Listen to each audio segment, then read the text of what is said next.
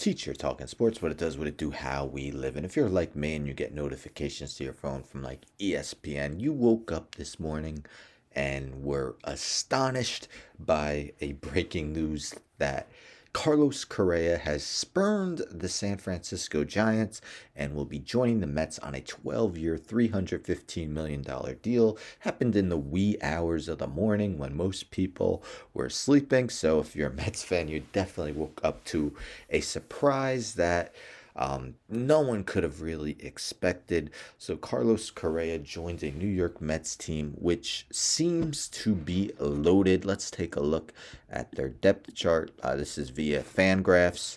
Love looking at the depth charts before the season to compare teams. So this is the projected lineup, what they are expecting. So Brandon Nimmo lead off, of course, re-signed him to 8-year deal. Carlos Correa and Francisco Lindor.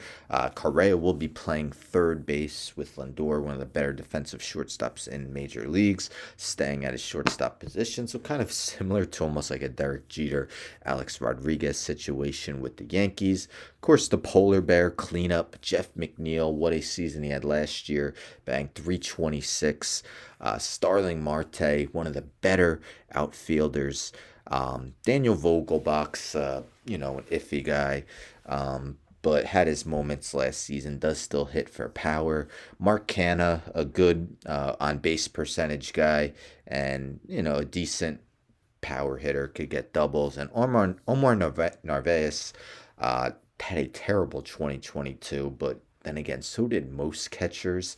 And was an all-star in 2021, and let's be honest, he is still better than um, not Brian McCann, James McCann, who has been a major disappointment since signing with the Mets as a free agent. It was kind of surprising that they signed Narvaez since they have Tomas Nido as well, and of course Francisco Alvarez, one of the top prospects in the game. Eduardo Escobar's moved to the bench. Their starting rotation: Justin Verlander, Max Scherzer, Kodai Senga, Carlos Carrasco, and Jose Quintana. Quintana pitch as well as he did last season when he threw for under a 3 ERA. Had struggled for a few seasons in a row prior to that. Re-signed maybe the best closer in the game in Edwin Diaz. Adam Ottavino they re-signed. David Robertson, who had a comeback season as well last season, has joined the Mets. So definitely looks like a stacked roster that's listing Alvarez as AAA, but I could see him definitely getting in the DH platoon. This is a tweet from Jeff Passan. New York Mets current payroll is expected to be around $384 million. The luxury tax payments alone will exceed $111 million. Their total payroll projects to be $495 million. The previous max payroll in baseball, less than $350 million. Mets are almost at $500 million. And let's be honest, it's not a sure thing that they're done. That payroll could expand by opening day. Buster Olney, see a discernible before and after. So look at the payroll. 2014 was just $84 million. Last year it was $264 million. This year, as it says, $380 million and counting. So Steve Cohen definitely not worried about payroll concerns. He is just spending all the money in the world basically to get the Mets a team. He said that he wanted the Mets to win a World Series within 5 years of him owning the team.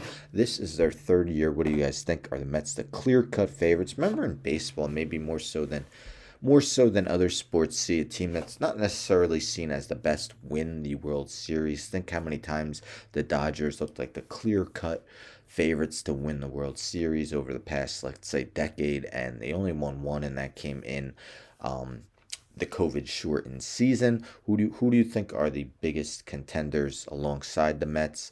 The biggest threats to him in the NL. The NL East is kind of stacked, at least the top three.